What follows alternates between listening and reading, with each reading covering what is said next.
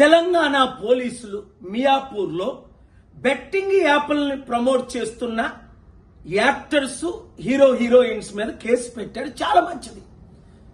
ఈ యాక్టర్స్ కి ఈ హీరోయిన్స్ కి ₹1 2 కోట్లు తీసుకొని బెట్టింగ్ యాప్లు ప్రమోట్ చేయడం న్యాయమా? తద్వారా ఇప్పుడు మహేందర్ 24 సంవత్సరాల అబ్బాయి డబ్బులు పోగొట్టుకొని సూసైడ్ చేసుకున్నాడు.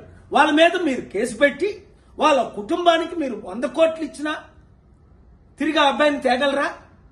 ఇంకొక విషయం, పోలీసులు ఇలా కేసులు పెట్టినప్పుడు ఇన్వెస్టిగేషన్ అయిన తర్వాత మళ్ళీ కేసులు ఉపసంహరించుకుంటున్నారట.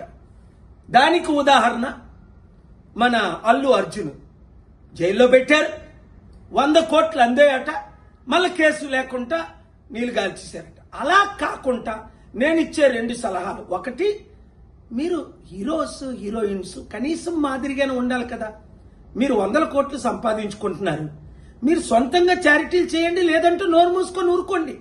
ఇంత కక్కుర్తి ఎందుకు? మరలా మీరు వాళ్ళ దగ్గర డబ్బులు తీసుకొని యాప్లు ప్రమోట్ చేయడం.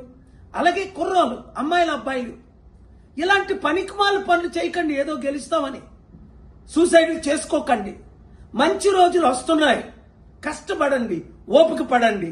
మార్పు రానున్నది, ఆ మార్పును మనం ప్రమోట్ చేస్తాం.